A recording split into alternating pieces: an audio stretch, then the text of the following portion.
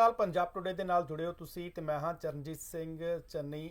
ਰਾਜਨੀਤਿਕ ਨਜ਼ਰੀਆ ਲੈ ਕੇ ਹਾਜ਼ਰ ਹਾਂ ਕਿ ਰਾਜਨੀਤਿਕ ਨਜ਼ਰੀਏ ਤੇ ਕੀ ਪੱਖ ਰਹਿੰਦੇ ਨੇ, ਸਿਆਸੀ ਧਿਰਾਂ ਕੀ ਕੁਝ ਕਰਦੀਆਂ ਨੇ, ਵਿਰੋਧੀ ਧਿਰਾਂ ਕੀ ਕੁਝ ਕਰਦੀਆਂ ਨੇ, ਕੋਰਟ ਦੇ ਵੱਲੋਂ ਕੀ ਕੁਝ ਆਰਡਰ ਰਿਲੀਜ਼ ਕੀਤੇ ਜਾਂਦੇ। ਇਹਨਾਂ ਮੁੱਦਿਆਂ ਨੂੰ ਲੈ ਕੇ ਅਸੀਂ ਹਰ ਰੋਜ਼ ਤੁਹਾਡੇ ਨਾਲ ਗੱਲਬਾਤ ਕਰਦੇ ਹਾਂ ਤੇ ਹਰ ਗੱਲ ਨੂੰ ਸਾਂਝਾ ਕਰਦੇ ਹਾਂ, ਟਿੱਪਣੀ ਕਰਦੇ ਹਾਂ ਕਿ ਕਿਤੇ ਨਾ ਕਿਤੇ ਕਿਸ ਵੇ ਦੇ ਵਿੱਚ, ਕਿਸ ਅੰਦਾਜ਼ ਦੇ ਵਿੱਚ ਹਾਈ ਕੋਰਟ, ਸੁਪਰੀਮ ਕੋਰਟ ਜਾਂ ਸਰਕਾਰਾਂ ਦੇ ਵੱਲੋਂ ਕੀ ਕੁਝ ਰੋਲ ਨਿਭਾਇਆ ਜਾ ਰਿਹਾ। ਅੱਜ ਵੀ ਇਹਨਾਂ ਮੁੱਦਿਆਂ ਤੇ ਹੀ ਗੱਲ ਕਰਾਂਗੇ। ਸਭ ਤੋਂ ਪਹਿਲਾਂ ਸਾਡੇ ਸਹਿਯੋਗੀ ਸਾਡੇ ਨਾਲ ਜੁੜ ਚੁੱਕੇ ਨੇ। ਪੂਜਾ ਵਰਮਾ ਜੀ, ਸਭ ਤੋਂ ਪਹਿਲਾਂ ਤੁਹਾਡਾ ਬਹੁਤ-ਬਹੁਤ ਸਵਾਗਤ ਹੈ। ਧੰਨਵਾਦ। ਸੋ ਪੂਜਾ ਜੀ, ਸਭ ਤੋਂ ਪਹਿਲਾਂ ਸ਼ੁਰੂਆਤ ਕਰਾਂਗੇ ਅੱਜ ਹਾਈ ਕੋਰਟ ਤੋਂ। ਹਾਈ ਕੋਰਟ ਦੇ ਵੱਲੋਂ ਇੱਕ ਆਰਡਰ ਰਿਲੀਜ਼ ਕਰ ਦਿੱਤਾ ਜਾਂਦਾ ਹੈ ਡੀਜ਼ਿਆਂ ਨੂੰ ਲੈ ਕੇ। ਹਾਲਾਂਕਿ ਡੀਜ਼ੇ ਹਰ ਵਾਰ, ਹਰ ਵਿਆਹ 'ਚ, ਹਰ ਫੰਕਸ਼ਨ ਦੇ ਵਿੱਚ ਹਮੇਸ਼ਾ ਹੀ ਚੱਲਦੇ ਨੇ, ਪਰੰਤੂ ਹੁਣ ਹਾਈ ਕੋਰਟ ਵੱਲੋਂ ਇਹ ਆਰਡਰ ਰਿਲੀਜ਼ ਕੀਤਾ ਗਿਆ ਹੈ ਕਿ ਡੀਜ਼ਿਆਂ ਤੇ ਜਿਹੜੇ ਗਾਣੇ ਚੱਲਣਗੇ ਉਹਨਾਂ ਤੇ ਵੀ ਇੱਕ ਤਰੀਕੇ ਦੀ ਪਰਮਿਸ਼ਨ ਲੈਣੀ ਹੋਵੇਗੀ। ਹਾਲਾਂਕਿ ਪਹਿਲਾਂ ਪਰਮਿਸ਼ਨਾਂ ਲਈ ਜਾਂਦੀਆਂ ਸਨ ਸ਼ਰਾਬ ਦੇ ਉੱਤੇ ਤੇ ਹੋਰ ਕਿਸੇ ਵੀ ਤਰ੍ਹਾਂ ਦੀ ਜੋ ਹੋਰ ਵਿਵਸਥਾ ਕਰ ਦਿੱਤੀ ਜਾਂਦੀ ਸੀ ਵਿਆਹ ਸ਼ਾਦੀ ਦੇ ਵਿੱਚ, ਉਸ ਤੇ ਅਸੀਂ ਪਰਮਿਸ਼ਨ ਬਹੁਤ ਵਾਰੀ ਲੈਂਦਿਆਂ ਦੇਖਿਆ। ਪਰੰਤੂ ਹੁਣ ਨਵਾਂ ਆਰਡਰ ਰਿਲੀਜ਼ ਹੋਇਆ ਹਾਈ ਕੋਰਟ ਦਾ ਕਿ ਤੁਸੀਂ ਡੀਜ਼ਿਆਂ ਤੇ ਜਿਹੜੇ ਗਾਣੇ ਵੱਜਣਗੇ ਉਹਨਾਂ ਤੇ ਵੀ ਕਿਤੇ ਨਾ ਕਿਤੇ ਪਰਮਿਸ਼ਨ ਲੈਣੀ ਹੋਵੇਗੀ। ਹਾਲਾਂਕਿ ਮਾਨ ਸਰਕਾਰ ਵੱਲੋਂ ਇਸ ਤੋਂ ਪਹਿਲਾਂ ਇੱਕ ਗੱਲ ਰੱਖੀ ਗਈ ਸੀ, ਇੱਕ ਪੱਖ ਰੱਖਿਆ ਗਿਆ ਸੀ ਆਪਣੀ ਸਰਕਾਰ ਦੇ ਤੌਰ ਤੇ ਕਿ ਅਸੀਂ ਹਥਿਆਰਾਂ ਵਾਲੇ ਗਾਣਿਆਂ ਨੂੰ ਪ੍ਰਮੋਟ ਕਰਨ ਤੋਂ ਗੁਰੇਜ਼ ਕਰਾਂਗੇ। ਗਾਇਕਾਂ ਨੂੰ ਤੇ ਹੋਰ ਵੀ ਕਿਸੇ ਵੀ ਤਰ੍ਹਾਂ ਦੇ ਜੋ ਵੀ ਆਗੂ ਸੀ, ਲੀਡਰ ਸੀ, ਹਰ ਇੱਕ ਤਰੀਕੇ ਦੇ ਲੀਡਰ ਵੱਲੋਂ, ਵਿਧਾਇਕ ਵੱਲੋਂ ਇਹ ਗੱਲ ਦੀ ਸ਼ਲਾਘਾ ਜ਼ਰੂਰ ਕੀਤੀ ਗਈ ਸੀ। ਤੇ ਹਾਈ ਕੋਰਟ ਦੇ ਇਸ ਫੈਸਲੇ ਨੂੰ ਤੁਸੀਂ ਕਿਵੇਂ ਵੇਖਦੇ ਹੋ? ਬਿਲਕੁਲ ਚਰਨਜੀਤ, ਇਸ ਨੂੰ ਲੈ ਕੇ ਦੱਸ ਦਈਏ ਕਿ ਪੰਜਾਬ ਅਤੇ ਹਰਿਆਣਾ ਹਾਈ ਕੋਰਟ ਦੇ ਵਿੱਚ ਪਟੀਸ਼ਨ ਦਾਖਲ ਕੀਤੀ ਸੀ ਨੋਮੈਕਸ, ਇੱਕ ਮਿਊਜ਼ਿਕ ਕੰਪਨੀ ਉਹਨਾਂ ਵੱਲੋਂ, ਤੇ ਉਹਨਾਂ ਨੇ ਕਿਹਾ ਸੀ ਕਿ ਜਿਹੜੇ ਵੀ ਗਾਣੇ ਵੱਜਦੇ ਹੈ ਮੈਰਿਜ ਪੈਲੇਸਿਸ ਦੇ ਵਿੱਚ, ਬੈਂਕਟਸ ਦੇ ਵਿੱਚ, ਉੱਥੇ ਜਿਹੜਾ ਹੈ ਉਹਨਾਂ ਨੂੰ ਫੀਸ ਪੇ ਕਰਨੀ ਚਾਹੀਦੀ ਹੈ। ਜਿਹੜਾ ਵੀ ਪਾਰਟੀ ਜਾਂ ਜਿਹੜੀ ਵੀ ਕੋਈ ਆਰਗੇਨਾਈਜੇਸ਼ਨ ਕੋਈ ਫੰਕਸ਼ਨ ਅਰੇਂਜ ਕਰਾਉਂਦੀ ਹੈ ਤੇ ਉਸ ਵਿੱਚ ਜਿਹੜੇ ਗਾਣੇ ਵੱਜਦੇ ਹੈ ਉਸ ਦੇ ਲਈ ਕਾਪੀਰਾਈਟ ਹੋਣਾ ਬੇਹੱਦ ਜ਼ਰੂਰੀ ਹੈ। ਇਸ ਨੂੰ ਲੈ ਕੇ ਲੰਬੇ ਸਮੇਂ ਤੱਕ ਚਰਚਾ ਚੱਲੀ ਹਾਈ ਕੋਰਟ ਦੇ ਵਿੱਚ, ਕਈ ਵਾਰੀ ਬਹਿਸ ਵੀ ਹੋਈ, ਲੇਕਿਨ ਇਸ ਮਾਮਲੇ ਦੇ ਵਿੱਚ ਕੋਈ ਜਿਹੜਾ ਫੈਸਲਾ ਨਹੀਂ ਆ ਰਿਹਾ ਸੀ। ਤੇ ਪੰਜਾਬ ਅਤੇ ਹਾਈ ਕੋਰਟ ਨੇ ਹੁਣ ਫੈਸਲਾ ਇਹ ਦਿੱਤਾ ਹੈ ਕਿ ਸਿਰਫ ਤੁਹਾਡੇ ਘਰ ਨੂੰ ਛੱਡ ਕੇ, ਜੇਕਰ ਤੁਸੀਂ ਆਪਣੇ ਘਰ ਵਿੱਚ ਟੈਂਟ ਲਾ ਕੇ ਕੋਈ ਫੰਕਸ਼ਨ ਕਰ ਰਹੇ ਹੋ ਤੇ ਉੱਥੇ ਤੁਹਾਨੂੰ ਕੋਈ ਲਾਇਸੈਂਸ ਫੀਸ ਦੇਣ ਦੀ ਲੋੜ ਨਹੀਂ ਹੈ। ਲੇਕਿਨ ਹੁਣ ਜਿਵੇਂ ਅਸੀਂ ਕਿਸੇ ਵੀ ਪਾਰਟੀ ਜਾਂ ਫੰਕਸ਼ਨ ਦੇ ਵਿੱਚ, ਜਿਹੜਾ ਕਿ ਅਸੀਂ ਕਿਸੇ ਮੈਰਿਜ ਪੈਲੇਸ ਜਾਂ ਫਿਰ ਬੈਂਕਟ ਹਾਲ ਦੇ ਵਿੱਚ ਕਰਦੇ ਹਾਂ ਤੇ ਉੱਥੇ ਜਦ ਅਸੀਂ ਲਿਕਰ ਲਾਇਸੈਂਸ ਲੈਂਦੇ ਹਾਂ ਤੇ ਉਸੇ ਤਰ੍ਹਾਂ ਹੁਣ ਤੁਹਾਨੂੰ ਗਾਣਿਆਂ ਦੇ ਲਈ ਵੀ ਲਾਇਸੈਂਸ ਲੈਣਾ ਪਵੇਗਾ। ਯਾਨੀ ਕਿ ਜਿਹੜਾ ਵੀ ਤੁਹਾਡਾ ਡੀਜੇ ਵਾਲਾ ਹੈ ਜਾਂ ਜਿਹੜਾ ਵੀ ਉੱਥੇ ਦੀ ਮਿਊਜ਼ਿਕ ਅਰੇਂਜ ਕਰਨ ਵਾਲੀ ਪਾਰਟੀ ਹੈ, ਉਹਨਾਂ ਨੂੰ ਪਹਿਲਾਂ ਜਿਹੜੀ ਹੈ ਸੰਬੰਧਿਤ ਜਿਹੜੀ ਮਿਊਜ਼ਿਕ ਕੰਪਨੀ ਹੈ ਉੱਥੋਂ ਤੋਂ ਲਾਇਸੈਂਸ ਲੈਣਾ ਜ਼ਰੂਰੀ ਹੈ, ਤਾਂ ਹੀ ਉਹ ਵਜਾ ਸਕਦੇ ਨੇ, ਨਹੀਂ ਤੇ ਉਹਨਾਂ ਨੂੰ ਉਸਦਾ ਫਾਈਨ ਪਏਗਾ, ਯਾਨੀ ਕਿ ਉਹਨਾਂ ਨੂੰ ਉਹਨਾਂ ਦੇ ਚਾਰਜਿਸ ਦੇਣ ਪੈਣਗੇ। ਇਸ ਤੋਂ ਪਹਿਲਾਂ ਵੀ ਅਸੀਂ ਜਾਣਦੇ ਹਾਂ ਕਿ ਜਿਵੇਂ ਹਥਿਆਰ ਵਾਲੇ ਗਾਣੇ ਹੋ ਗਏ, ਲੱਚਰ ਗਾਣੇ ਹੋ ਗਏ, ਇਹਨੂੰ ਲੈ ਕੇ ਵੀ ਹਾਈ ਕੋਰਟ ਨੇ ਸਟ੍ਰਿਕਟ ਐਕਸ਼ਨ ਦਿੱਤੇ ਸੀ। ਹਾਲਾਂਕਿ ਉਹ ਲਾਗੂ ਨਹੀਂ ਕੀਤੇ ਗਏ। ਬਾਰ-ਬਾਰ ਜਿਹੜੀਆਂ ਸਰਕਾਰਾਂ ਕਹਿੰਦੀਆਂ ਰਹੀਆਂ ਕਿ ਸੰਬੰਧਿਤ ਐਸਐਸਪੀ ਨੂੰ ਜਾਂ ਸੰਬੰਧਿਤ ਜਿਹੜਾ ਵੀ ਪੁਲਿਸ ਆਫੀਸ਼ਲ ਹੋਏਗਾ ਉਹ ਇਸ ਲਈ ਜ਼ਿੰਮੇਦਾਰ ਹੋਏਗਾ, ਲੇਕਿਨ ਬਾਵਜੂਦ ਇਸਦੇ ਜਿਹੜੇ ਲੋਕ ਹੈ ਉਹ ਹੱਲੇ ਵੀ ਗਾਣੇ ਚਲਾ ਰਹੇ ਨੇ ਤੇ ਪੁਲਿਸ ਦੀ ਨਾਕ ਦੇ ਥੱਲੇ ਜਿਹੜਾ ਇਹ ਸਾਰਾ ਕੰਮ ਹੁੰਦਾ ਹੈ। ਲੇਕਿਨ ਇਹੀ ਗੱਲ ਹੈ ਚਰਨਜੀਤ, ਅਸੀਂ ਗੱਲ ਕਰੀਏ ਕਿ ਹਾਈ ਕੋਰਟ ਆਰਡਰਸ ਤਾਂ ਦੇ ਦਿੰਦਾ ਹੈ, ਲੇਕਿਨ ਇੰਪਲੀਮੈਂਟ ਕਰਵਾਉਣਾ ਜਿਹੜਾ ਹੈ ਉਹ ਕੰਮ ਹੁੰਦਾ ਹੈ ਜਿਹੜੀ ਲੋਕਲ ਪੁਲਿਸ ਅਥਾਰਟੀਜ਼ ਹੈ ਜਾਂ ਜਿਹੜੇ ਸੰਬੰਧਿਤ ਉੱਥੇ ਪ੍ਰਸ਼ਾਸਨ ਦੇ ਲੋਕ ਹੈ। ਹੁਣ ਇਸ ਪੂਰੀ ਜਿਹੜਾ ਕੱਲ ਦਾ ਆਰਡਰ ਹੈਗਾ ਇਹ ਸਿਰਫ ਪੰਜਾਬ ਜਾਂ ਫਿਰ ਚੰਡੀਗੜ੍ਹ ਦੇ ਲਈ ਨਹੀਂ ਹੈ, ਇਹ ਦੇਸ਼ ਭਰ ਦੇ ਲਈ ਜਿਹੜਾ ਆਰਡਰ ਹੈ ਪੰਜਾਬ ਅਤੇ ਹਰਿਆਣਾ ਹਾਈ ਕੋਰਟ ਵੱਲੋਂ ਦਿੱਤਾ ਗਿਆ ਹੈ। ਇਸ ਨੂੰ ਇੱਕ ਅਹਿਮ ਆਰਡਰ ਜਿਹੜਾ ਮੰਨਿਆ ਜਾ ਸਕਦਾ ਹੈ, ਕਿਉਂਕਿ ਅਕਸਰ ਅਸੀਂ ਕੀ ਕਰਦੇ ਹਾਂ ਕਿ ਜਿੰਨੇ ਵੀ ਇੱਥੇ ਡੀਜੇ ਪਾਰਟੀਜ਼ ਨੇ ਉਹ ਕੋਈ ਲਾਇਸੈਂਸ ਨਹੀਂ ਲੈਂਦੇ। ਉਸਨੂੰ ਕੀ ਹੁੰਦਾ ਹੈ ਕਿ ਜਿਹੜੀ ਮਿਊਜ਼ਿਕ ਕੰਪਨੀਜ਼ ਨੇ ਉਹਨਾਂ ਨੂੰ ਕਾਫੀ ਜ਼ਿਆਦਾ ਨੁਕਸਾਨ ਹੁੰਦਾ ਹੈ ਤੇ ਆਪਣੇ ਨੁਕਸਾਨ ਦੀ ਭਰਪਾਈ ਦੇ ਲਈ ਉਹਨਾਂ ਦਾ ਇਹ ਕਹਿਣਾ ਹੁੰਦਾ ਸੀ ਕਿ ਸਾਨੂੰ ਜਿਹੜਾ ਹੈ ਇਸ ਦੀ ਫੀਸ ਦਿੱਤੀ ਜਾਵੇ। ਤੇ ਹੁਣ ਜਿਹੜਾ ਹਾਈ ਕੋਰਟ ਨੇ ਕਿਹਾ ਹੈ ਕਿ ਜਿਹੜੇ ਵੱਡੇ ਮੈਰਿਜ ਪੈਲੇਸਿਸ ਨੇ, ਵੱਡੇ ਜਿਹੜੇ ਬੈਂਕਟ ਹਾਲ ਹੈ, ਉੱਥੇ ਤੁਹਾਨੂੰ ਲਾਇਸੈਂਸ ਲੈਣਾ ਪਵੇਗਾ ਤੇ ਹੁਣ ਲਾਇਸੈਂਸ ਲੈ ਕੇ ਹੀ ਤੁਸੀਂ ਆਪਣੇ ਘਰ ਦਾ ਕੋਈ ਫੰਕਸ਼ਨ ਕਰਵਾ ਸਕਦੇ ਹੋ। ਤੇ ਜਿਹੜੇ ਰਜਿਸਟਰਾਰ ਨੂੰ ਜਿਹੜਾ ਹੈ ਇਹ ਕਿਹਾ ਗਿਆ ਹੈ ਕਿ ਉਹ ਇਹ ਯਕੀਨੀ ਬਣਾਉਣ ਕਿ ਇਹ ਸਾਰੇ ਆਦੇਸ਼ ਜਿਹੜੇ ਉਹ ਦੇਸ਼ ਭਰ ਦੇ ਵਿੱਚ ਜਾਣ। ਜੀ ਚਰਨਜੀਤ ਜੀ, ਤੁਹਾਨੂੰ ਨਹੀਂ ਲੱਗਦਾ ਜਿਸ ਤਰ੍ਹਾਂ ਹਾਈ ਕੋਰਟ ਵੱਲੋਂ ਇਹ ਫੈਸਲਾ ਦਿੱਤਾ ਗਿਆ, ਕਿਤੇ ਨਾ ਕਿਤੇ ਲੋਕਾਂ ਦੇ ਵਿੱਚ ਵੀ ਇਸ ਦੀ ਚਰਚਾ ਦਾ ਜ਼ਰੂਰ ਹੈ। ਕਈ ਸੰਸਥਾਵਾਂ ਜੋ ਸਮਾਜਿਕ ਸੰਸਥਾਵਾਂ ਨੇ ਜਿਨ੍ਹਾਂ ਦਾ ਮੇਨ ਮਕਸਦ ਹੁੰਦਾ ਹੈ ਕਿ ਸਮਾਜ ਨੂੰ ਕਿਸੇ ਨਾ ਕਿਸੇ ਨਜ਼ਰੀਏ ਦੇ ਨਾਲ ਵਧੀਆ ਬਣਾਇਆ ਜਾਵੇ, ਵਧੀਆ ਕਾਰਗੁਜ਼ਾਰੀ ਕੀਤੀ ਜਾਵੇ, ਤੇ ਕੁਝ ਲੋਕਾਂ ਦੇ ਵੱਲੋਂ ਇਸ ਤਰ੍ਹਾਂ ਦੇ ਸਵਾਲ ਵੀ ਅਜੇ ਦੇਖਿਆ ਜਾ ਰਿਹਾ ਕਿ ਚੁੱਕੇ ਜਾ ਰਹੇ ਨੇ ਕਿ ਗਾਣਿਆਂ ਦੇ ਉੱਤੇ ਪਾਬੰਦੀ ਕਿਉਂ? ਕਿਉਂਕਿ ਗਾਣਿਆਂ ਦੇ ਉੱਤੇ ਪਾਬੰਦੀ ਤਾਂ ਲਗਾਈ ਜਾ ਸਕੇ ਜਦੋਂ ਤੁਸੀਂ ਕੋਈ ਗਾਣਾ ਰਿਲੀਜ਼ ਕਰਦੇ ਹੋ, ਉਸ ਦੀ ਜੋ ਅਥਾਰਟੀ ਹੈ, ਜੋ ਇੱਕ ਸਿੰਗਰ ਸਿਸਟਮ ਦੀ ਅਥਾਰਟੀ ਹੈ, ਉਹ ਉਦੋਂ ਹੀ ਰਿਲੀਜ਼ ਕਰਦੀ ਹੈ ਕਿ ਤੁਸੀਂ ਗਾਣਾ ਚਲਾ ਸਕਦੇ ਹੋ। ਜਦੋਂ ਉੱਥੋਂ ਅਥਾਰਟੀ ਮਿਲ ਜਾਂਦੀ ਹੈ ਫਿਰ ਵਿਆਹ ਸ਼ਾਦੀਆਂ ਦੇ ਵਿੱਚ ਚਲਾਉਣ ਤੋਂ ਕਿਤੇ ਨਾ ਕਿਤੇ ਇਹ ਗੁਰੇਜ਼ ਕਿਉਂ? ਇਸ ਗੱਲ ਨੂੰ ਕਿਵੇਂ ਵੇਖਦੇ ਹੋ ਤੁਸੀਂ? ਬਿਲਕੁਲ, ਦੇਖੋ ਕੋਈ ਵੀ ਗਾਣਾ ਜੇਕਰ ਹੋਏ, ਤੁਸੀਂ ਦੇਖੋ ਤਾਂ ਹਰ ਕੋਈ ਆਪਣਾ ਸਿੰਗਰ ਹੋਵੇ ਜਾਂ ਫਿਰ ਕੋਈ ਵੀ ਮਿਊਜ਼ਿਕ ਕੰਪਨੀ ਹੋਵੇ, ਜਦ ਵੀ ਉਹ ਕੋਈ ਗਾਣਾ ਕੱਢਦਾ ਹੈ ਤੇ ਉਹਨੂੰ ਜਿਹੜਾ ਉਹਦੇ ਕਾਪੀਰਾਈਟ ਮਿਲ ਜਾਂਦੇ ਜੇ ਕੋਈ ਉਸ ਨੂੰ ਚੁਰਾਉਂਦਾ ਹੈ, ਚਾਹੇ ਲਿਰਿਕਸ ਹੋਵੇ, ਮਿਊਜ਼ਿਕ ਹੋਵੇ, ਉਸ ਨੂੰ ਲੈ ਕੇ ਜਿਹੜਾ ਉਸ ਦੇ ਖਿਲਾਫ ਕਾਨੂੰਨੀ ਕਾਰਵਾਈ ਹੁੰਦੀ ਹੈ। ਹੁਣ ਜਿਹੜੀ ਕੰਪਨੀਆਂ ਹੈ, ਕੰਪਨੀਆਂ ਦਾ ਕਈ ਵਾਰੀ ਕੀ ਹੁੰਦਾ ਹੈ ਕਿ ਉਹਨਾਂ ਦੇ ਗਾਣੇ ਜਿਹੜੇ ਲਿੱਤੇ ਜਾਂਦੇ ਤੇ ਉਹਨਾਂ ਨੂੰ ਡੀਜੇ ਕੀ ਕਰਦਾ ਹੈ, ਆਪਣੀ ਮਿਕਸਿੰਗ ਕਰਕੇ ਉਹ ਪ੍ਰੈਜ਼ੈਂਟ ਕਰ ਦਿੰਦਾ ਹੈ ਤੇ ਕੰਪਨੀ ਦਾ ਜਿਹੜਾ ਫਾਇਦਾ ਹੋਣਾ ਸੀ ਉਹ ਉਹਨੂੰ ਨਾ ਹੋ ਕੇ ਕਿਸੇ ਹੋਰ ਨੂੰ ਹੋ ਜਾਂਦਾ ਹੈ। ਇਹ ਕਈ ਵਾਰੀ ਅਸੀਂ ਵੱਡੇ ਬਾਲੀਵੁੱਡ ਹੋਵੇ, ਪਾਲੀਵੁੱਡ ਹੋਵੇ, ਇੱਥੇ ਵੀ ਅਸੀਂ ਸਾਰਾ ਕੁਝ ਦੇਖਦੇ ਹਾਂ। ਤੇ ਹੁਣ ਇਸ ਚੀਜ਼ ਨੂੰ ਰੋਕਣ ਦੇ ਲਈ ਜਿਹੜੀ ਨੋਮੈਕਸ ਕੰਪਨੀ ਹੈ ਉਹਨਾਂ ਨੇ ਪਟੀਸ਼ਨ ਦਾਖਲ ਕੀਤੀ ਸੀ, ਕਿਹਾ ਸੀ ਕਿ ਸਾਡਾ ਨੁਕਸਾਨ ਹੁੰਦਾ ਹੈ ਤੇ ਸਾਨੂੰ ਫੀਸ ਦਿਓ ਤੇ ਉਸ ਤੋਂ ਬਾਅਦ ਤੁਸੀਂ ਜਿੰਨੇ ਮਰਜ਼ੀ ਗਾਣੇ ਚਲਾਓ, ਸਾਨੂੰ ਇਸ ਤੋਂ ਕੋਈ ਵੀ ਗੁਰੇਜ਼ ਨਹੀਂ ਹੈ। ਲੇਕਿਨ ਕਿਤੇ ਨਾ ਕਿਤੇ ਹਾਈ ਕੋਰਟ ਦੇ ਆਰਡਰਸ ਆਉਣ ਤੋਂ ਬਾਅਦ ਜਿਹੜੀ ਡੀਜੇ ਪਾਰਟੀਆਂ ਨੇ, ਜਿਹੜੇ ਕਿ ਡੀਜੇ ਵੱਡੇ ਡੀਜੇਜ਼ ਨੇ, ਉਹ ਵੀ ਹੁਣ ਇਸ ਚੀਜ਼ ਨੂੰ ਸਮਝਣਗੇ ਕਿ ਇੱਕ ਪ੍ਰੋਸੈਸ ਹੁੰਦਾ ਹੈ ਕਿ ਤੁਸੀਂ ਕਿਸ ਪ੍ਰੋਸੈਸ ਦੇ ਤਹਿਤ ਜਿਹੜਾ ਹੈ ਗਾਣੇ ਚਲਾ ਸਕਦੇ ਹੋ। ਵਿਆਹ ਫੰਕਸ਼ਨ ਤੇ ਤੁਸੀਂ ਆਪਣੀ ਕਮਾਈ ਕਰ ਰਹੇ ਹੋ, ਲੇਕਿਨ ਜਿਹੜੀ ਕੰਪਨੀ ਜਿਹਨੇ ਗਾਣਾ ਬਣਾਇਆ ਤੁਸੀਂ ਉਸਦੀ ਮਿਕਸਿੰਗ ਕਰਕੇ ਪ੍ਰੈਜ਼ੈਂਟ ਕਰ ਰਹੇ ਹੋ, ਅਜਿਹੇ ਦੇ ਵਿੱਚ ਤੁਹਾਨੂੰ ਉਸ ਕੰਪਨੀ ਨੂੰ ਵੀ ਭਰਪਾਈ ਕਰਨੀ ਜ਼ਰੂਰੀ ਹੈ ਤੇ ਉਸ ਦੇ ਤਹਿਤ ਇਹ ਆਰਡਰਸ ਦਿੱਤੇ ਗਏ ਨੇ। ਤੇ ਇਹ ਤਾਂ ਦੇਖਣਾ ਹੋਗਾ ਚਰਨਜੀਤ ਕਿ ਕਿੰਨੇ ਕੀ ਲਾਗੂ ਹੁੰਦੇ हैं, क्योंकि लागू होने च काफी समय लग जाता है। आदेश तो भले हाई कोर्ट ने दे दिते हैं, लेकिन इसनू किहड़ी अथॉरिटी, किहड़ी संबंधित अथॉरिटी जिहड़ी है इसनू देखदी है, किवें ये सारा कुछ मॉनिटर किया जाएगा, ये ते आने वाले समय विच ही पता लगेगा जी। ਤੇ ਅੱਗੇ ਵਧਦੇ ਹਾਂ। ਅਗਲੀ ਜੋ ਚਰਚਾ ਚੱਲਦੀ ਸੀ, ਕਾਫੀ ਦਿਨਾਂ ਤੋਂ ਚੱਲਦੀ ਆ ਰਹੀ ਹੈ, ਸਿਮਰਜੀਤ ਸਿੰਘ ਬੈਂਸ ਨੂੰ ਲੈ ਕੇ। ਸਿਮਰਜੀਤ ਸਿੰਘ ਬੈਂਸ ਉਹ ਚਿਹਰਾ ਨੇ ਜਿਹੜੇ ਪਹਿਲਾਂ ਕੌਂਸਲਰ ਸੀ, ਕੌਂਸਲਰ ਤੋਂ ਵਿਧਾਇਕ ਬਣਦੇ ਨੇ, ਵਿਧਾਇਕ ਤੋਂ ਬਾਅਦ ਲੋਕ ਇਨਸਾਫ ਪਾਰਟੀ ਦੇ ਪ੍ਰਧਾਨ ਬਣਦੇ ਨੇ। ਪਰੰਤੂ ਬੈਂਸ ਜੋ ਲੋਕਾਂ ਦੀ ਬੱਸ ਕਰਾਉਂਦਾ ਸੀ, ਇਹ ਕਿਹਾ ਜਾਂਦਾ ਸੀ ਕਿ ਜਿਹੜੇ ਭ੍ਰਿਸ਼ਟਾਚਾਰ ਕਰਦੇ ਨੇ ਉਹਨਾਂ ਦੀ ਬੈਂਸ ਬੱਸ ਕਰਾ ਦਿੰਦਾ ਹੈ। ਪਰੰਤੂ ਹੁਣ ਇੱਕ ਰੇਪ ਕੇਸ ਦੇ ਵਿੱਚ ਸਿਮਰਜੀਤ ਸਿੰਘ ਬੈਂਸ ਹੋਏ ਪਏ ਨੇ ਤੇ ਉਹਨਾਂ ਦੀ ਵੀ ਹੁਣ ਕਿਤੇ ਨਾ ਕਿਤੇ ਬੱਸ ਹੋਈ ਪਈ ਹੈ ਤੇ ਸਰਕਾਰ ਨੂੰ ਆਪਣਾ ਪੱਖ ਰੱਖਣ ਦੀ ਗੱਲ ਕੀਤੀ ਗਈ ਸੀ ਕਿ ਸਰਕਾਰ ਆਪਣਾ ਇਸ ਕੇਸ ਤੇ ਪੱਖ ਰੱਖੇ। ਉਸ ਨੂੰ ਕਿਵੇਂ ਵੇਖਦੇ ਹੋ? ਅੱਜ ਕੋਰਟ ਦੇ ਵਿੱਚ ਪੇਸ਼ੀ ਵੀ ਹੈ, ਇਸ ਨਜ਼ਰੀਏ ਨਾਲ ਵੇਖਦੇ ਹੋ ਕਿ ਅੱਜ ਸਿਮਰਜੀਤ ਸਿੰਘ ਬੈਂਸ ਨੂੰ ਕੋਈ ਰਾਹਤ ਮਿਲ ਸਕਦੀ ਹੈ ਜਾਂ ਨਹੀਂ? बिल्कुल चरणजीत, गल की जाए सिमरनजीत सिंह बैंस की, तुसी आप कहा कि काफ़ी बेबाक लीडर रहे ने। असी उन्होंने देखा विधान सभा के बाहर हमेशा प्रदर्शन, वो दो ही विधायक होंदे सी लोक इंसाफ पार्टी दे ते अपनी आवाज़ बुलंद करते सी ते कहंदे सी कि असी किसी तो डरदे नहीं है। लेकिन जद तो उन्हां ते उत्ते बलात्कार दा मामला लग्या है, लगातार वो पुलिस की गिरफ्त तो बाहर ने ते पोस्टर्स लगे ने उन्हां दे खिलाफ, पीओ उन्होंने घोषित कर दिता है ते गिरफ्तारी तो बचन दे लई ਉਹ ਜਿਹੜਾ ਹਾਈ ਕੋਰਟ ਦੀ ਸ਼ਰਨ ਦੇ ਵਿੱਚ ਆਏ ਨੇ। ਹੁਣ ਹਾਈ ਕੋਰਟ ਦੇ ਵਿੱਚ ਪੰਜਾਬ ਸਰਕਾਰ ਤੋਂ ਜਵਾਬ ਮੰਗਿਆ ਸੀ ਹਾਈ ਕੋਰਟ ਨੇ ਕਿ ਜਿਹੜਾ ਕਿਉਂਕਿ ਸਿਮਰਨਜੀਤ ਸਿੰਘ ਬੈਂਸ ਨੇ ਕਿਹਾ ਸੀ ਕਿ ਮੇਰੇ ਖਿਲਾਫ ਜਿਹੜੀ FIR ਹੈ ਉਹ ਰੱਦ ਕੀਤੀ ਜਾਵੇ ਅਤੇ ਲੁਧਿਆਣਾ ਦੀ ਜਿਹੜੀ ਜ਼ਿਲ੍ਹਾ ਅਦਾਲਤ ਹੈ ਉਹਨਾਂ ਨੇ ਜਿਹੜਾ ਉਹਨਾਂ ਨੂੰ PO ਘੋਸ਼ਿਤ ਕੀਤਾ ਹੈ ਉਸ ਨੂੰ ਵੀ ਰੱਦ ਕੀਤਾ ਜਾਵੇ।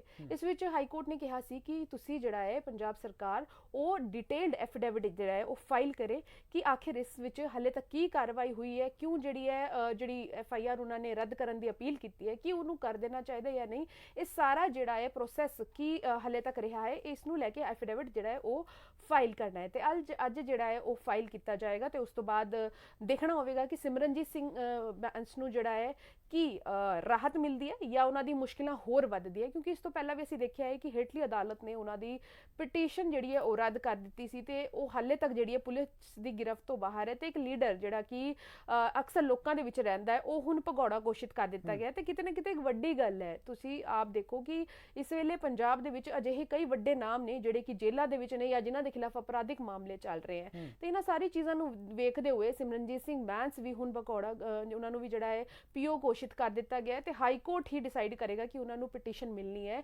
ਉਹਨਾਂ ਨੂੰ ਜਿਹੜੀ ਹੈ ਬੇਲ ਮਿਲਣੀ ਹੈ ਜਾਂ ਫਿਰ ਉਹਨਾਂ ਨੂੰ ਅਗਾਊਂ ਜ਼ਮਾਨਤ ਦਿੱਤੀ ਜਾਵੇਗੀ ਜਾਂ ਨਹੀਂ। ਇਹ ਤਾਂ ਹਾਈ ਕੋਰਟ ਦਾ ਫੈਸਲਾ ਹੀ ਦੱਸੇਗਾ। ਜੀ ਚਰਨਜੀਤ, ਤੁਹਾਨੂੰ ਲੱਗਦਾ ਹੈ ਕਿ ਹਾਈ ਕੋਰਟ ਵੱਲੋਂ ਕਿਤੇ ਨਾ ਕਿਤੇ ਰਾਹਤ ਦਿੱਤੀ ਜਾ ਸਕਦੀ ਹੈ? ਕਿਉਂਕਿ ਇਦਾਂ ਦੇ ਕੇਸ ਪਹਿਲਾਂ ਵੀ ਕਾਫੀ ਜ਼ਿਆਦਾ ਵਿਚਰੇ ਨੇ, ਵੱਡੇ ਆਰੋਪ ਲੱਗੇ ਨੇ, ਪਹਿਲਾਂ ਵੀ ਵਿਧਾਇਕਾਂ ਤੇ ਕਾਫੀ ਕੁਝ ਹੁੰਦਾ ਰਿਹਾ।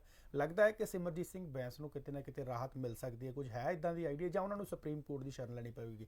ਇਸ ਤੋਂ ਪਹਿਲਾਂ ਜੇ ਗੱਲ ਕੀਤੀ ਜਾਵੇ ਬਿਕਰਮ ਮਜੀਠੀਆ ਦੀ, ਜਦੋਂ ਉਹਨਾਂ ਤੇ NDPS ਐਕਟ ਦਾ ਮਾਮਲਾ ਦਰਜ ਹੁੰਦਾ ਹੈ ਤਾਂ ਉਦੋਂ ਪਹਿਲਾਂ ਉਹ ਸੈਸ਼ਨ ਕੋਰਟ 'ਚ ਜਾਂਦੇ ਨੇ, ਉਸ ਤੋਂ ਬਾਅਦ ਹਾਈ ਕੋਰਟ ਦੇ ਵਿੱਚ ਜਾਂਦੇ ਨੇ, ਸੁਪਰੀਮ ਕੋਰਟ 'ਚ ਜਾਂਦੇ ਨੇ, ਦੁਬਾਰਾ ਸੁਪਰੀਮ ਕੋਰਟ ਤੇ ਫਿਰ ਹਾਈ ਕੋਰਟ। ਹਰ ਜਗ੍ਹਾ ਤੋਂ ਕਿਤੇ ਨਾ ਕਿਤੇ ਸਾਰੀਆਂ ਪਟੀਸ਼ਨਾਂ ਉਹਨਾਂ ਦੀਆਂ ਰੱਦ ਕਰ ਦਿੱਤੀ ਗਈਆਂ ਕਿਉਂਕਿ ਬੈਂਸ ਤੇ ਵੀ ਜਿਹੜਾ ਇਹ ਮਾਮਲਾ ਹੈ ਇਹ ਕਾਫੀ ਜ਼ਿਆਦਾ ਸੰਗੀਨ ਆਰੋਪ ਨੇ। ਇਹਨਾਂ ਨੂੰ ਕਿਵੇਂ ਵੇਖਦੇ ਹੋ ਕਿ ਬੈਂਸ ਨੂੰ ਕਿਤੇ ਨਾ ਕਿਤੇ ਰਾਹਤ ਮਿਲ ਸਕਦੀ ਹੈ ਇਦਾਂ ਦੇ ਕੇਸਾਂ ਦੇ ਵਿੱਚ? ਜੇ ਕਿ ਤੁਸੀਂ ਹਾਈ ਕੋਰਟ ਦੇ ਵਿੱਚ ਕਾਫੀ ਜ਼ਿਆਦਾ ਚਰਚਿਤ ਰਹਿੰਦੇ ਹੋ, ਤੁਸੀਂ ਦੇਖਦੇ ਰਹਿੰਦੇ ਹੋ ਉੱਥੇ ਦੇ ਮਸਲੇ ਕਿ ਕਿਹਨਾਂ ਕੇਸਾਂ ਦੇ ਵਿੱਚ ਕਿੰਨੀ ਕੁ ਜੋ ਤਾਲਮੇਲ ਬਿਠਾਉਂਦੀ ਹੈ ਹਾਈ ਕੋਰਟ, ਕਿੱਦਾਂ ਦੀ ਡਿਸੀਜਨ ਲੈਂਦੀ ਹੈ, ਲੱਗਦਾ ਹੈ ਤੁਹਾਨੂੰ ਕਿ ਹਾਈ ਕੋਰਟ ਕਿਤੇ ਨਾ ਕਿਤੇ ਇਹਨਾਂ ਨੂੰ ਰਾਹਤ ਦੇ ਸਕਦੀ ਹੈ? ਇਦਾਂ ਦੇ ਕੇਸਾਂ 'ਚ ਪਹਿਲਾਂ ਕੁਝ ਹੋਇਆ ਇਦਾਂ ਦਾ? ਬਿਲਕੁਲ ਚਰਨਜੀਤ, ਇਸ ਵਿੱਚ ਫਿਲਹਾਲ ਕੁਝ ਵੀ ਕਹਿਣਾ ਬਹੁਤ ਜਲਦਬਾਜ਼ੀ ਹੋਵੇਗੀ ਕਿ ਮੈਂ ਇਹ ਨਹੀਂ ਦੱਸ ਸਕਦੀ ਕਿ ਹਾਈ ਕੋਰਟ ਕੀ ਫੈਸਲਾ ਲੈਂਦਾ ਹੈ। ਲੇਕਿਨ ਹਾਂ, ਕਾਨੂੰਨੀ ਰਾਏ ਜਿਹੜੀ ਹੈ ਉਹ ਇਹ ਕਹਿੰਦੀ ਹੈ ਕਿ ਕਿਉਂਕਿ ਉਹ ਲੰਬੇ ਸਮੇਂ ਤੋਂ ਨਾ ਪੁਲਿਸ ਦੀ ਜਾਂਚ ਵਿੱਚ ਸ਼ਾਮਿਲ ਹੋਏ, FIR ਉਹਨਾਂ ਦੇ ਖਿਲਾਫ ਦਰਜ ਹੁੰਦੀ ਹੈ, ਉਹ ਪੁਲਿਸ ਦੀ ਗਿਰਫਤ ਤੋਂ ਬਾਹਰ ਰਹੇ, ਇਹ ਸ਼ਾਇਦ ਉਹਨਾਂ ਦੇ ਲਈ ਇੱਕ ਨੈਗੇਟਿਵ ਸਿਚੁਏਸ਼ਨ ਜ਼ਰੂਰ ਪੈਦਾ ਕਰ ਸਕਦਾ ਹੈ। ਇਸ ਵਿੱਚ ਜਿਹੜੀ ਅਸੀਂ ਕਹਿ ਸਕਦੇ ਹਾਂ ਕਿ ਪੰਜਾਬ ਸਰਕਾਰ ਦੀ ਜਿਹੜੀ ਸਥਿਤੀ ਹੈ ਉਹ ਮਜ਼ਬੂਤ ਹੋ ਸਕਦੀ ਹੈ। ਹਾਲਾਂਕਿ ਇਸ ਵਿੱਚ ਕੀ ਲੀਗਲ ਪੁਆਇੰਟਸ ਨੇ ਕਿ ਉਹਨਾਂ ਨੇ ਇਸ ਤੋਂ ਪਹਿਲਾਂ ਜਿਹੜੀ ਪਟੀਸ਼ਨ ਦਾਖਲ ਕੀਤੀ ਆਪਣੀ ਜ਼ਮਾਨਤ ਅਗਾਊਂ ਜ਼ਮਾਨਤ ਵਾਸਤੇ ਲੁਧਿਆਣਾ ਕੋਰਟ ਦੇ ਵਿੱਚ, ਉਹ ਕਿਉਂ ਖਾਰਿਜ ਕੀਤੀ ਗਈ, ਤੇ ਉਸ ਤੋਂ ਬਾਅਦ ਹਾਲੇ ਤੱਕ ਕੀ ਇਸ ਪੂਰੇ ਮਾਮਲੇ ਦਾ ਸਟੇਟਸ ਚੱਲ ਰਿਹਾ, ਇਹ ਸਾਰੀ ਚੀਜ਼ਾਂ ਮਾਇਨੇ ਰੱਖਦੀਆਂ। ਤੁਸੀਂ ਗੱਲ ਕੀਤੀ ਬਿਕਰਮਜੀਤ ਸਿੰਘ ਮਜੀਠੀਆ ਦੀ ਜੇਕਰ ਗੱਲ ਕੀਤੀ ਜਾਵੇ, ਉਹ ਕਦੇ ਵੀ ਅੰਡਰਗਰਾਉਂਡ ਨਹੀਂ ਹੋਏ। ਸਿਰਫ ਇੱਕ ਵਾਰੀ ਜਿਹੜਾ ਜਦ ਉਹਨਾਂ ਨੂੰ FIR ਹੋਈ ਸੀਗੀ ਉਸ ਵੇਲੇ 10 ਕਿ ਦਿਨਾਂ ਦੇ ਲਈ ਉਹ ਪੁਲਿਸ ਦੀ ਗਿਰਫਤ ਤੋਂ ਬਾਹਰ ਰਹੇ, ਲੇਕਿਨ ਉਸ ਤੋਂ ਬਾਅਦ ਉਹਨਾਂ ਨੇ ਖੁਦ ਜਿਹੜੇ ਉਹ ਜਾਂਚ ਵਿੱਚ ਸ਼ਾਮਿਲ ਹੋਏ, ਮੋਹਾਲੀ ਦੇ ਵਿੱਚ ਆਉਂਦੇ ਆ, ਉਹ ਸਾਈਬਰ ਸੈੱਲ ਦੇ ਵਿੱਚ ਉੱਥੇ ਉਹ ਪੇਸ਼ ਹੁੰਦੇ ਆਪ, ਤੇ ਉਸ ਤੋਂ ਬਾਅਦ ਉਹਨਾਂ ਨੂੰ ਇਲੈਕਸ਼ਨਸ ਤੋਂ ਬਾਅਦ ਅਰੈਸਟ ਕਰ ਲਿੱਤਾ ਜਾਂਦਾ ਹੈ ਤੇ ਪਟਿਆਲਾ ਜੇਲ੍ਹ ਉਹਨਾਂ ਨੂੰ ਭੇਜ ਦਿੱਤਾ ਜਾਂਦਾ ਹੈ। ਮੋਹਾਲੀ ਕੋਰਟ ਐਪਲੀਕੇਸ਼ਨ ਫਾਈਲ ਕਰਦੇ ਆ, ਰੱਦ ਕੀਤੀ ਜਾਂਦੀ ਹੈ।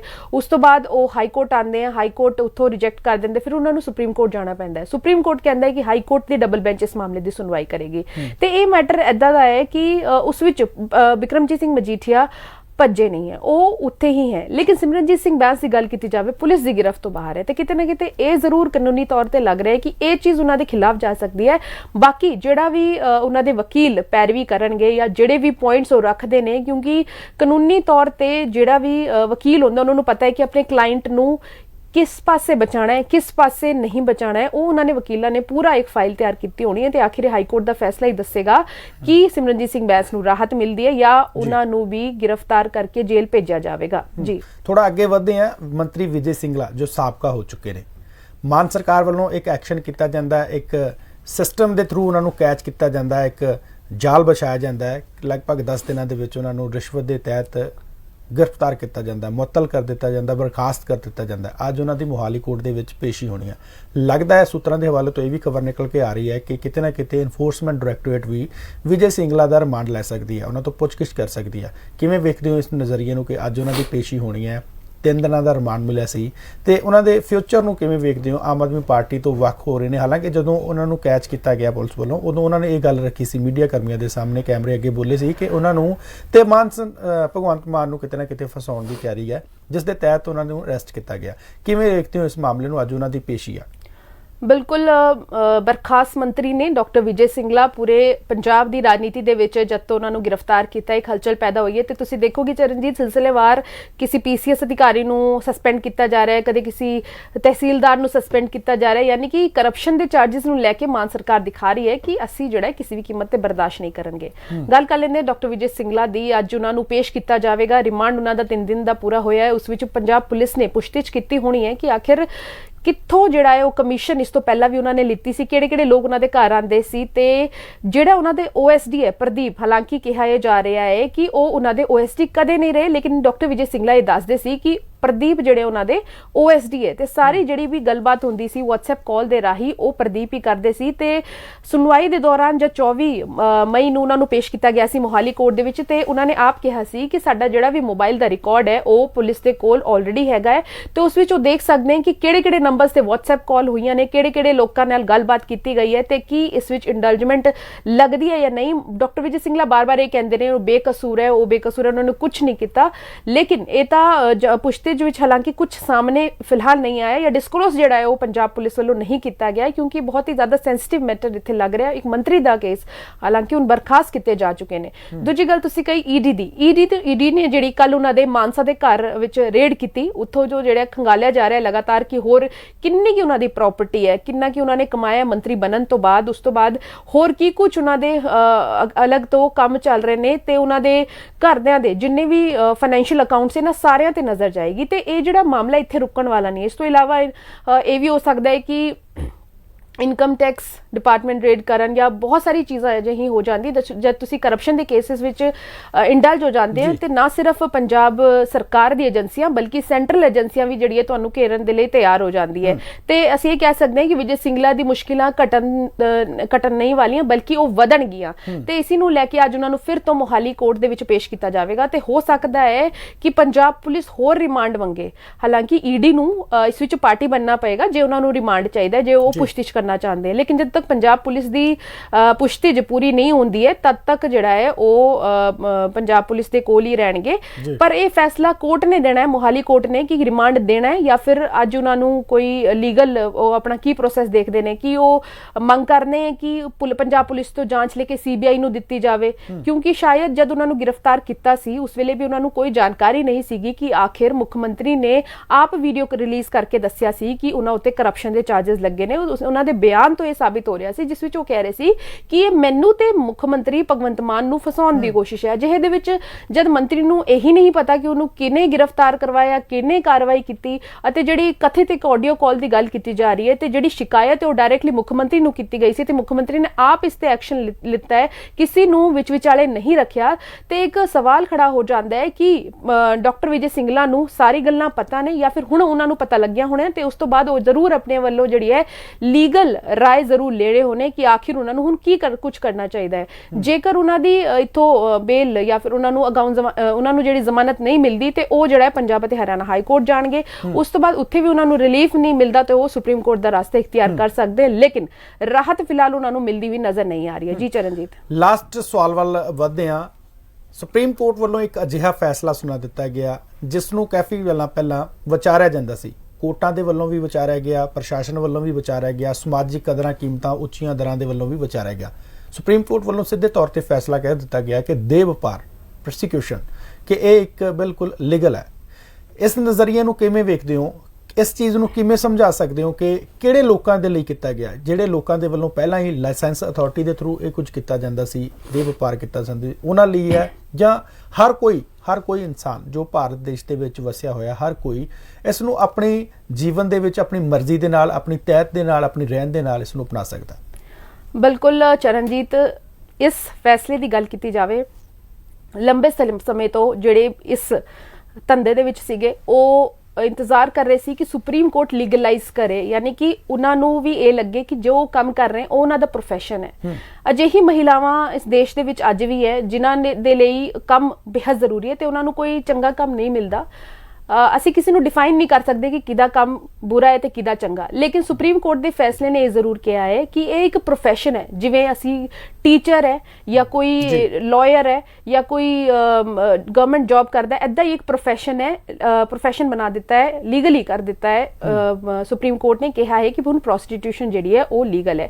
ਕਈ ਪਾਸੇ ਅਸੀਂ ਦੇਖਾਂਗੇ ਖਾਸ ਕਰ ਜਿਹੜੇ ਰੈੱਡ ਲਾਈਟ ਏਰੀਆਜ਼ ਹੁੰਦੇ ਆ ਉੱਥੇ ਕਈ ਵਾਰੀ ਕੀ ਹੁੰਦਾ ਹੈ ਕਿ ਪੁਲਿਸ ਵੱਲੋਂ ਜਿਹੜਾ ਮਾਨਸਿਕ ਤੌਰ ਤੇ ਮਹਿਲਾਵਾਂ ਨੂੰ ਪਰੇਸ਼ਾਨ ਕੀਤਾ ਜਾਂਦਾ ਜਿਹੜੇ ਉੱਥੇ ਕੰਮ ਕਰਦੀਆਂ ਹੈ। लेकिन हुण इसनूं लैके हाई कोर्ट सुप्रीम कोर्ट ने कहा है कि पुलिस वाले जिहड़े उन्हां नूं तंग ना करन, ये लीगलाइज कर दिता गया है। हाँ, लेकिन इस विच ये देखना बेहद जरूरी है कि उस विच एज कितनी होनी चाहिए है, कि उस विच जिहड़ी भी महिलावां नूं जिहड़ी भी महिलावां इस प्रोस्टिट्यूशन दे विच है कि उन्हां नूं जबरदस्ती तां नहीं इस विच लाया गया है कि वो अपनी मर्जी दे नाल काम कर रही हैं। ये सारी चीज़ां जिहड़ी है हाई सुप्रीम कोर्ट के ऑर्डर्स दे विच मैंशन हैगियां ते उस विच ये भी दिखाया गया है कि कद तक जिहड़ा है किवें जिहड़ा है वो अपना काम करनगे ते पुलिस वाले नूं खास हिदायतां दित्तियां गईयां ने ते एक वड्डा कदम है, वड्डा फैसला है सुप्रीम कोर्ट वालों, क्योंकि समाज बदल रहा है ते साडा देश भी बदलना जरूरी है, क्योंकि होर देशां दे विच भी ये लीगलाइज प्रोफैशन है, खास कर यूरोपीयन कंट्रीज़ दे विच ते हुण जेकर भारत दे विच भी हो जांदा है ते कोई वड्डी गल नहीं, लेकिन हाँ राहत जरूर है उन महिलावां दे लई जिहड़ा अपना घर चलाउण दे लई अजिहे प्रोफैशन ਦੇ ਵਿੱਚ ਕੰਮ ਕਰਦੀ ਹੈ।